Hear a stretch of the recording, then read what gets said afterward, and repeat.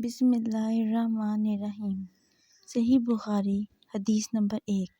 حضور اکرم صلی اللہ علیہ وآلہ وسلم نے فرمایا کہ تمام اعمال کا دار و مدار نیت پر ہے، اور ہر عمل کا نتیجہ ہر انسان کو اس کی نیت کے مطابق ہی ملے گا۔ پس جس کی ہجرت ترک وطن، دولت، دنیا حاصل کرنے کے لیے ہو یا کسی عورت سے شادی کی غرض ہو، پس اس کی ہجرت انہی چیزوں کے لیے ہوگی جن کے حاصل کرنے کی نیت سے اس نے ہجرت کی۔ حدیث نمبر 2۔ آپ صلی اللہ علیہ وآلہ وسلم نے فرمایا کہ وحی نازل ہوتے وقت کبھی مجھ کو گھنٹی کی سی آواز محسوس ہوتی ہے، اور وحی کی یہ کیفیت مجھ پر بہت شاق گزرتی ہے۔ جب یہ کیفیت ختم ہوتی ہے تو میرے دل و دماغ پر اس فرشتے کے ذریعے نازل شدہ وحی محفوظ ہو جاتی ہے، اور کسی وقت ایسا ہوتا ہے کہ فرشتہ بشکل انسان میرے پاس آتا ہے اور مجھ سے کلام کرتا ہے، پس میں اس کا کہا ہوا یاد رکھتا ہوں۔ حدیث نمبر 3۔ آپ صلی اللہ علیہ وآلہ وسلم پر وحی کا ابتدائی دور اچھے سچے پاکیزہ خوابوں سے شروع ہوا۔ آپ صلی اللہ علیہ وآلہ وسلم خواب میں جو کچھ دیکھتے وہ صبح کی روشنی کی طرح صحیح اور سچا ثابت ہوتا۔ پھر من جانب قدرت آپ صلی اللہ علیہ وآلہ وسلم تنہائی پسند ہو گئے، اور آپ صلی اللہ علیہ وآلہ وسلم نے غار حرا میں خلوت نشینی اختیار فرمائی، اور کئی دن اور رات وہاں مسلسل عبادت اور یاد الہی اور ذکر و فکر میں مشغول رہتے۔ جب تک گھر آنے کو دل نہ چاہتا توشہ ہمراہ لیے ہوئے وہاں رہتے۔ توشہ ختم ہونے پر ہی اہلیہ محترمہ خدیجہ رضی اللہ تعالیٰ عنہا کے پاس تشریف لاتے، اور کچھ توشہ ہمراہ لے کر پھر وہاں جا کر خلوت گزین ہو جاتے۔ یہی طریقہ جاری رہا یہاں تک کہ آپ صلی اللہ علیہ وآلہ وسلم پر حق منکشف ہو گیا، اور آپ صلی اللہ علیہ وآلہ وسلم غار حرا ہی میں قیام پذیر تھے کہ اچانک جبرائیل علیہ السلام آپ صلی اللہ علیہ وآلہ وسلم کے پاس حاضر ہوئے اور کہنے لگے کہ اے محمد پڑھو۔ آپ صلی اللہ علیہ وآلہ وسلم فرماتے ہیں کہ میں نے کہا کہ میں پڑھنا نہیں جانتا۔ آپ صلی اللہ علیہ وآلہ وسلم فرماتے ہیں کہ فرشتے نے مجھے پکڑ کر اتنے زور سے بھینچا کہ میری طاقت جواب دے گئی، پھر مجھے چھوڑ کر کہا کہ پڑھو۔ میں نے پھر وہی جواب دیا کہ میں پڑھا ہوا نہیں ہوں۔ اس فرشتے نے مجھ کو نہایت ہی زور سے بھینچا کہ مجھ کو سخت تکلیف محسوس ہوئی، پھر اس نے کہا کہ پڑھو۔ میں نے کہا کہ میں پڑھا ہوا نہیں ہوں۔ فرشتے نے تیسری بار مجھ کو پکڑا اور تیسری مرتبہ پھر مجھ کو بھینچا، پھر مجھے چھوڑ دیا اور کہنے لگا کہ پڑھو اپنے رب کے نام کی مدد سے جس نے پیدا کیا اور انسان کو خون کی پھٹکی سے بنایا، پڑھو، اور آپ کا رب بہت ہی مہربانیاں کرنے والا ہے۔ پس یہی آیتیں آپ صلی اللہ علیہ وآلہ وسلم جبرائیل علیہ السلام سے سن کر اس حال میں غار حرا سے واپس ہوئے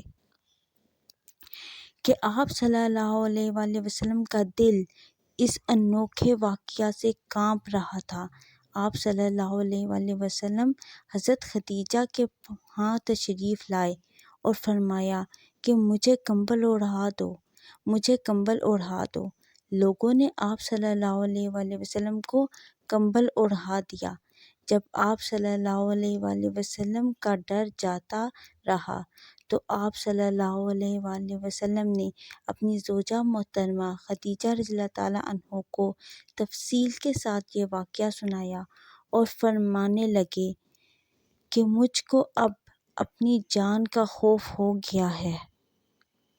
آپ صلی اللہ علیہ وآلہ وسلم کی اہلیہ محترمہ حضرت خدیجہ رضی اللہ تعالیٰ عنہا نے آپ صلی اللہ علیہ وآلہ وسلم کی ڈھارس بندھائی اور کہا کہ آپ کا خیال صحیح نہیں ہے، اللہ کی قسم آپ کو اللہ کبھی رسوا نہیں کرے گا۔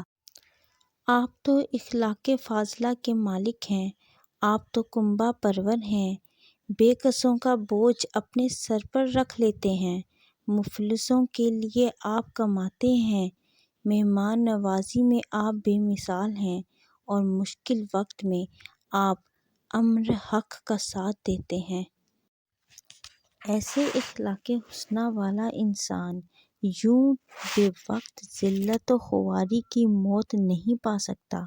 پھر مزید تسلی کے لیے خدیجہ رضی اللہ تعالیٰ عنہا آپ صلی اللہ علیہ وآلہ وسلم کو ورقہ بن نوفل کے پاس لے گئیں جو ان کے چچا زاد بھائی تھے اور زمانہ جاہلیت میں نصرانی مذہب اختیار کر چکے تھے اور عبرانی زبان کے کاتب تھے، چنانچہ انجیل کو بھی حسب منشائے خداوندی عبرانی زبان میں لکھا کرتے تھے۔ انجیل سربانی زبان میں نازل ہوئی تھی، پھر اس کا ترجمہ عبرانی زبان میں ہوا۔ ورقہ اسی کو لکھتے تھے، وہ بہت بوڑھے ہو گئے تھے، یہاں تک کہ ان کی بینائی بھی رخصت ہو چکی تھی۔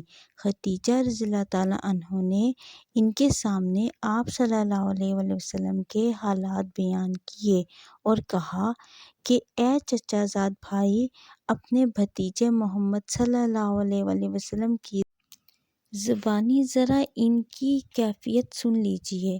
وہ بولے کہ بھتیجے، آپ نے جو کچھ دیکھا ہے اس کی تفصیل سناؤ۔ چنانچہ آپ صلی اللہ علیہ وآلہ وسلم نے از اول تا آخر پورا واقعہ سنایا، جسے سن کر ورقہ بے اختیار ہو کر بول اٹھے کہ یہ تو وہی ناموس معزز رازدان فرشتہ ہے جسے اللہ نے موسیٰ علیہ السلام پر وحی دے کر بھیجا تھا۔ کاش میں آپ کے اس عہد نبوت کے شروع ہونے پر جوان عمر ہوتا، کاش میں اس وقت تک زندہ رہتا جب کہ آپ کی قوم آپ کو اس شہر سے نکال دے گی۔ رسول اللہ صلی اللہ علیہ وآلہ وسلم نے یہ سن کر تعجب سے پوچھا کہ کیا وہ لوگ مجھ کو نکال دیں گے، حالانکہ میں تو ان میں صادق و امین و مقبول ہوں۔ ورقہ بولا، ہاں یہ سب کچھ سچ ہے، مگر جو شخص بھی آپ کی طرح امر حق لے کر آیا لوگ اس کے دشمن ہی ہو گئے ہیں۔ اگر مجھے آپ کی نبوت کا وہ زمانہ مل جائے تو میں آپ کی پوری مدد کروں گا، مگر ورقہ کچھ دنوں کے بعد انتقال کر گئے، پھر کچھ عرصہ تک وحی کی آمد موقوف رہی۔ حدیث نمبر 4۔ آپ صلی اللہ علیہ وآلہ وسلم نے وحی کے رک جانے کے زمانے کے حالات بیان فرماتے ہوئے کہا کہ ایک روز میں چلا جا رہا تھا کہ اچانک میں نے آسمان کی طرف ایک آواز سنی اور میں نے اپنا سر آسمان کی طرف اٹھایا، کیا دیکھتا ہوں کہ وہی فرشتہ جو میرے پاس غار حرا میں آیا تھا وہ آسمان و زمین کے بیچ میں ایک کرسی پر بیٹھا ہوا ہے۔ میں اس سے ڈر گیا اور گھر آنے پر میں نے پھر کمبل اوڑھنے کی خواہش ظاہر کی۔ اس وقت اللہ پاک کی طرف سے یہ آیات نازل ہوئیں۔ ترجمہ: اے الحاف اوڑھ کر لیٹنے والے، اٹھ کھڑا ہو اور لوگوں کو عذاب الہی سے ڈرا اور اپنے رب کی بڑائی بیان کر اور اپنے کپڑوں کو پاک صاف رکھ اور گندگی سے دور رہ۔ اس کے بعد وحی تیزی کے ساتھ پے در پے آنے لگی۔ حدیث نمبر 5۔ آپ صلی اللہ علیہ وآلہ وسلم نزول قرآن کے وقت بہت سختی محسوس فرمایا کرتے تھے اور اس کی علامتوں میں سے ایک یہ تھی کہ یاد کرنے کے لیے آپ اپنے ہونٹوں کو ہلاتے تھے۔ ابن عباس رضی اللہ تعالیٰ عنہ کو میں نے ہلاتے دیکھا، پھر انہوں نے اپنے ہونٹ ہلائے۔ ابن عباس رضی اللہ تعالیٰ عنہ نے کہا، پھر یہ آیت اتری۔ ترجمہ: اے محمد، قرآن کو جلد جلد یاد کرنے کے لیے اپنی زبان نہ ہلاؤ۔ اس کا جمع کر دینا اور پڑھا دینا ہمارا ذمہ ہے۔ ابن عباس رضی اللہ تعالیٰ عنہ کہتے ہیں، یعنی قرآن آپ صلی اللہ علیہ وآلہ وسلم کے دل میں جما دینا اور پڑھا دینا ہمارے ذمہ ہے۔ پھر جب ہم پڑھ چکیں تو اس پڑھے ہوئے کی اتباع کرو۔ ابن عباس رضی اللہ تعالیٰ عنہ فرماتے ہیں، اس کا مطلب یہ ہے کہ آپ اس کو خاموشی کے ساتھ سنتے رہو۔ اس کے بعد مطلب سمجھا دینا ہمارے ذمہ ہے۔ پھر یقیناً یہ ہماری ذمہ داری ہے کہ آپ اس کو پڑھو، یعنی اس کو محفوظ کر سکو۔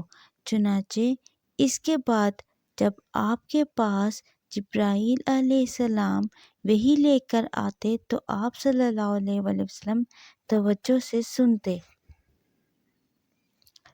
جب وہ چلے جاتے تو رسول اللہ صلی اللہ علیہ وآلہ وسلم اس وحی کو اسی طرح پڑھتے جس طرح جبرائیل علیہ السلام نے اسے پڑھا تھا۔